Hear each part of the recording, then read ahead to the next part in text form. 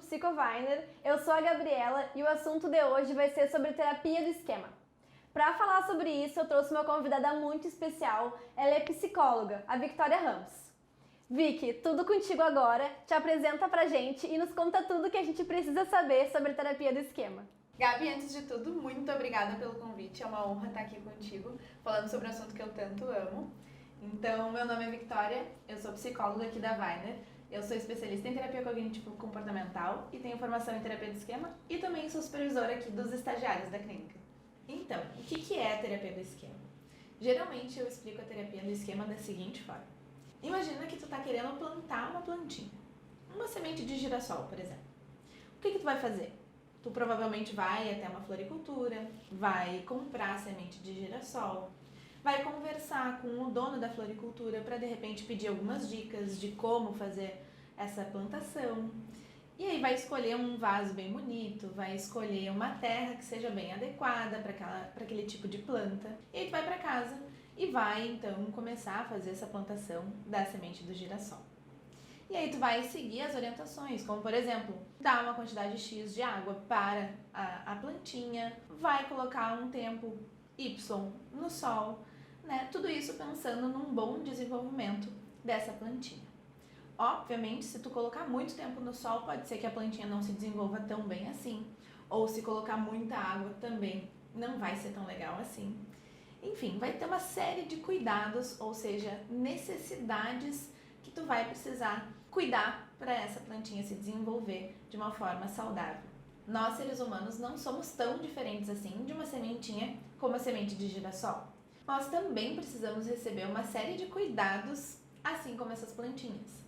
Diferentemente, não é só cuidados físicos e fisiológicos, enfim, mas também cuidados emocionais. E dentro da terapia dos esquemas, a gente chama esses cuidados emocionais de necessidades emocionais básicas. Ou seja, todos nós, enquanto seres humanos, temos 5 tipos de necessidades emocionais básicas que a gente precisa que os nossos cuidadores supram de alguma forma.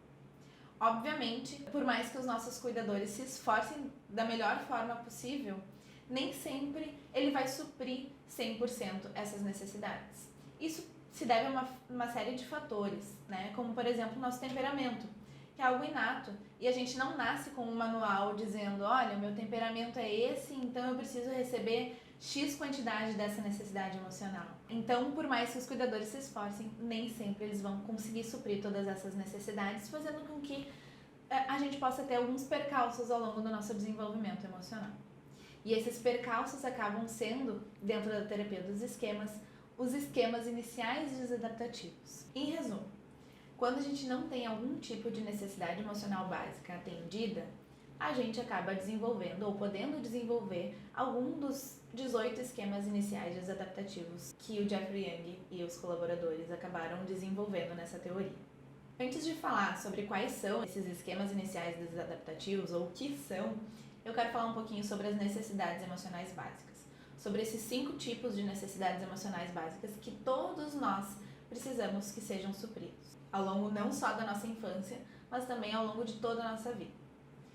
A primeira necessidade emocional básica diz respeito a vínculos seguros, ou seja, a criança precisa receber e desenvolver ao longo da vida dela vínculos seguros e saudáveis, em que ela possa se sentir respeitada, possa se sentir amada, pertencente, enfim, que seja um vínculo afetivo seguro. A segunda necessidade emocional básica, ela diz respeito à autonomia e desempenho. Ou seja, a criança ela precisa entender que ela é capaz, que ela é suficiente, que ela consegue dar conta das coisas. A terceira necessidade emocional básica a gente chama de limites realistas ou limites com afeto. Ou seja, a criança ela precisa sim entender quais são as regras, entender que existem limites, mas de uma forma afetiva. Ela precisa entender o porquê que ela está recebendo esse tipo de limite e de uma forma que não seja punitiva. A quarta necessidade diz respeito à ideia de que a gente precisa respeitar os desejos e as aspirações da criança. Então, poder validar o que ela sente, validar o que ela deseja e aspira é muito importante. E a quinta necessidade a gente chama de espontaneidade e lazer. Basicamente, é a criança poder ser criança. É a criança poder entender que ela pode ser espontânea, que ela pode brincar, que ela pode se divertir. E todas essas necessidades, elas precisam ser supridas, como eu já tinha dito, não só na infância, mas ao longo de toda a vida. Esse foi o resumo, brevemente, sobre quais são essas 5 necessidades emocionais básicas. E agora eu quero voltar no conceito de esquemas iniciais desadaptativos. Como eu estava dizendo para vocês, por mais que os nossos cuidadores se esforcem para suprir essas 5 necessidades emocionais básicas, é impossível suprir 100% todas elas, por uma série de fatores. E aí, quando a gente não tem alguma dessas necessidades supridas como ela realmente deveria ser, a gente acaba desenvolvendo os esquemas iniciais desadaptativos. Esses esquemas nada mais são do que padrões de comportamentos, pensamentos, ideias, emoções e memórias que a gente acaba tendo ao longo da nossa vida, diante de algum conteúdo mais específico. Ao todo, existem 18 esquemas iniciais desadaptativos que nós podemos acabar desenvolvendo ao longo da nossa vida, caso alguma dessas necessidades não seja suprida da melhor forma possível.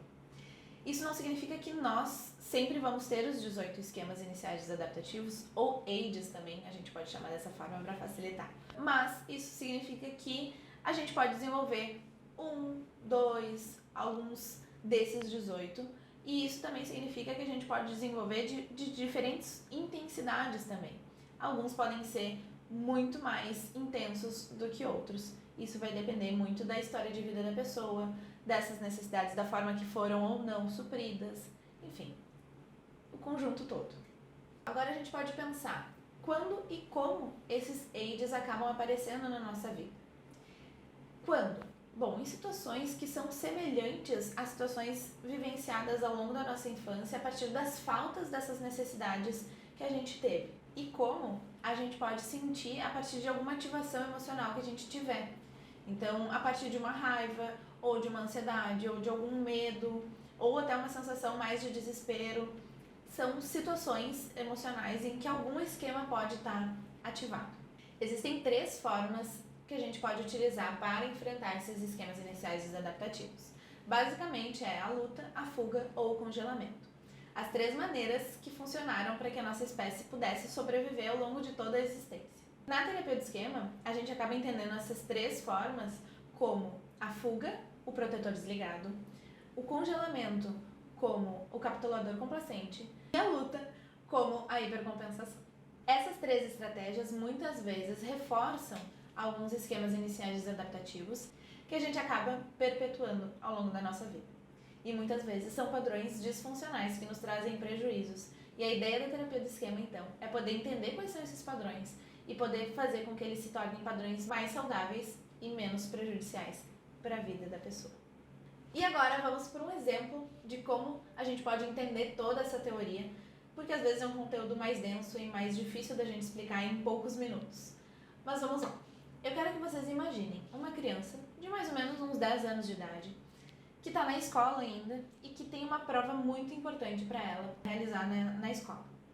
E ela vai, ela estuda para essa prova, ela se empenha, ela se dedica e ela tira a nota máxima. E aí, ao contar para esses pais, para esses cuidadores dela, ela vai super animada, dizendo: nossa, olha aqui, tirei 10 nessa prova, consegui tirar a nota máxima.